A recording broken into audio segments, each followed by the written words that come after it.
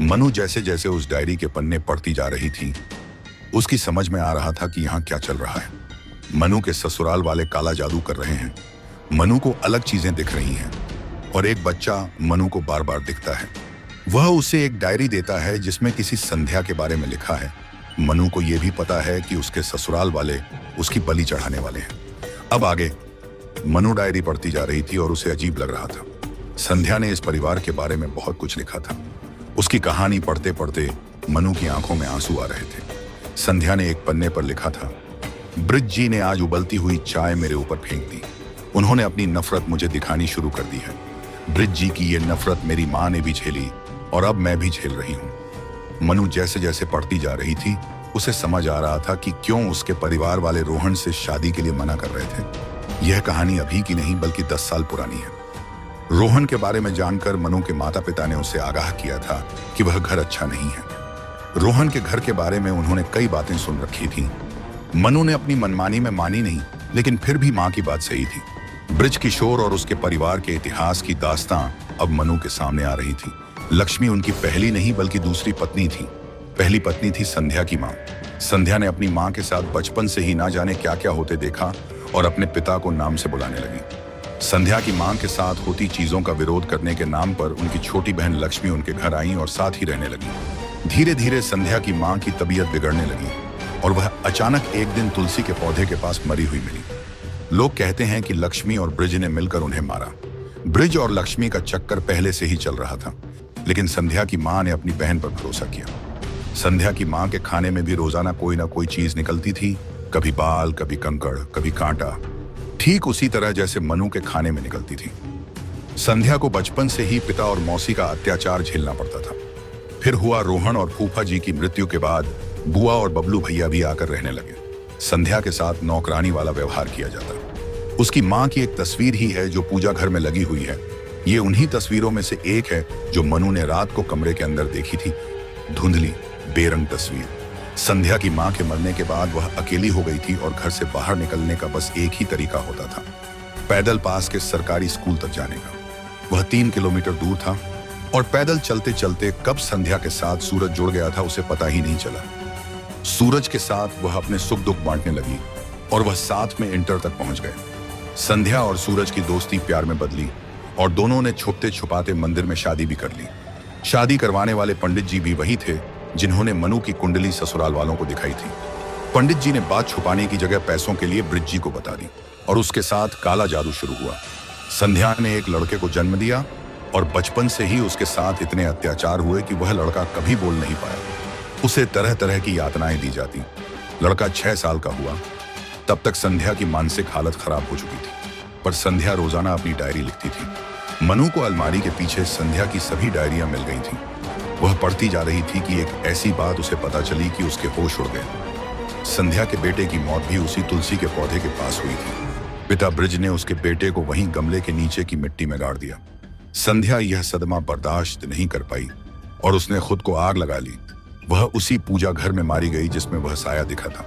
मनु ने जिसे देखा था वह संध्या ही थी। उसकी मौत के बाद शायद ससुराल वालों ने उसे कैद करने के लिए उस पूजा घर को बंद कर दिया और वहां काला जादू करने लगे। उस आत्मा से घर मुक्त हो जाए इसलिए मनु से शादी की गई और मनु के खून से यज्ञ करके ही उसकी आत्मा को घर से हमेशा के लिए निकाला जा सकता है। पंडित जी ने सारा इंतजाम किया हुआ है और यज्ञ अमावस को ही होगा। मनु ने घर वालों की बातों और संध्या की डायरी से यह सब जान लिया है। वह बच्चा असल में मनु की नहीं संध्या की मदद करना चाहता है ताकि वह अपनी माँ से मिल सके। जिस दिन मनु ने दरवाजा खोला उस दिन वह बच्चा संध्या को देख पाया, तभी वह रो रहा था। अब मनु को खुद को बचाना था और उसके लिए उसे कुछ तरकीब सोचनी थी। जब रोहन दोपहर में उसे खाना देने आया तो उसे पता था कि क्या करना है। मनु ने रोहन के सामने रो रो कर उसे इमोशनल करने की कोशिश की।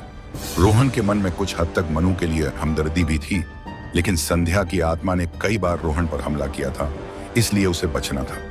रोहन ने मनु से कहा, मनु मुझे माफ कर दो, तुम उस कमरे में जिंदगी भर कैद रहोगी, लेकिन तुम्हारी जान बचाने का इसके अलावा और कोई तरीका मुझे नहीं सूझा। ये लोग तुम्हें मारने वाले थे। यकीन मानो मुझे भी तुम्हारा भोलापन पसंद था।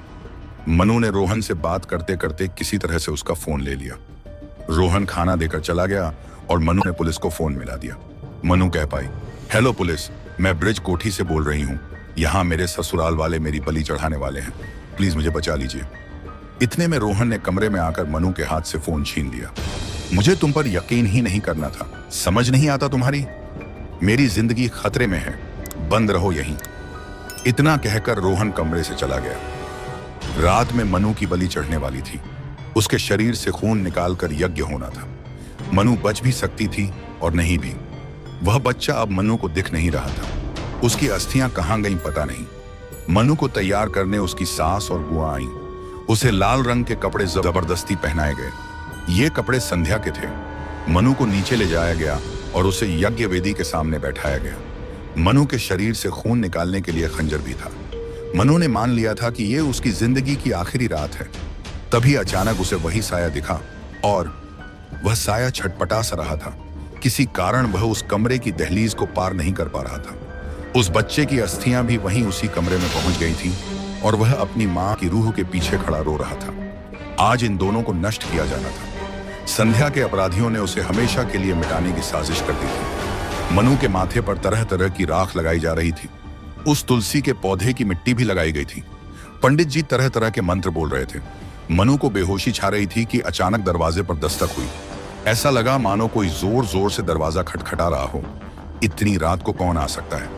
दस्तक रुकी नहीं और फिर ढाएं गोली की आवाज और दरवाजा जोर से खोल दिया गया। अंदर पुलिस आ गई और मनु के माता पिता। वहां चल रही कारस्तानी देखकर लोगों को समझने में देर नहीं लगी कि क्या हो रहा है। मनु की मां ने उसे गले से लगा लिया और वहां से उठा दिया, पर मनु ने चिल्लाकर कहा, रुको, उसे 2 आत्माओं को मुक्त करना था।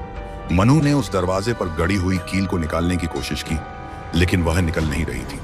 उसके ससुराल वाले चिल्लाने लगे कि ऐसा ना करे, लेकिन उसने नहीं सुनी और बाद में एक पुलिस वाले ने मिलकर उस कील को निकाल दिया। वह साया और वह बच्चा बाहर आ गया।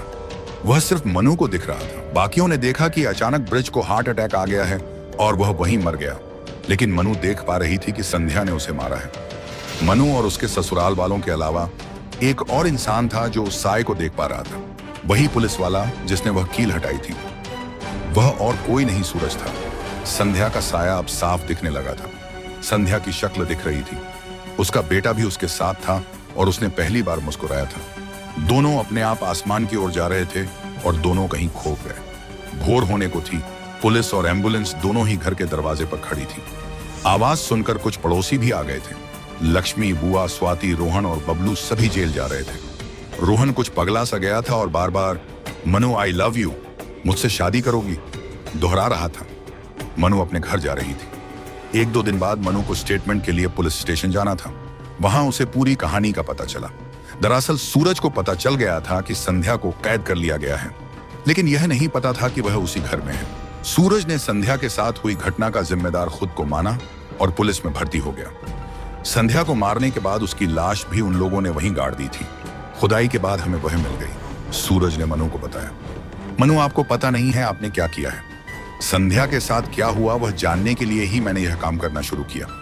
मैं किसी भी हाल में संध्या को खोजना चाहता था और कई बार उसके घर के चक्कर भी लगाए।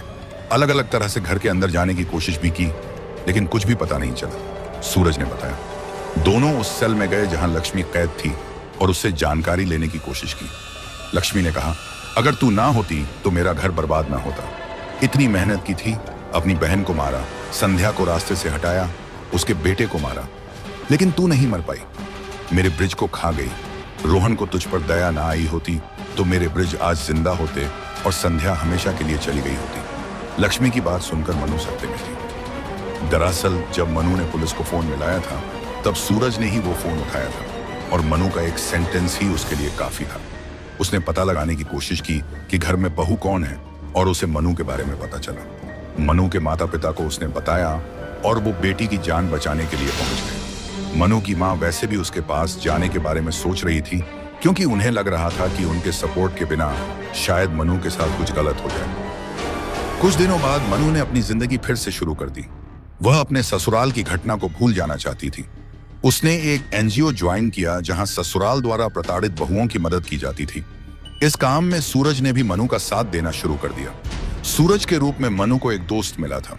मनु अब कभी शादी नहीं करना चाहती थी। उसके साथ जो हुआ वह कभी उसके बारे में याद नहीं करना चाहती थी। मनु की जिंदगी अब वापस ढर्रे पर आने लगी थी। समाप्त। दोस्तों, यह कहानी फिक्शन है और ब्लैक फॉग रेडियो किसी भी तरह के काले जादू और भूत प्रेत की बातों को प्रमोट नहीं करता है। यह कहानी सिर्फ एंटरटेनमेंट के लिए है। दोस्तों, ऐसे ही और भी रोमांचक कहानी देखने सुनने के लिए हमारे इस वीडियो को एक लाइक और चैनल को सब्सक्राइब जरूर से करें। जय हिंद।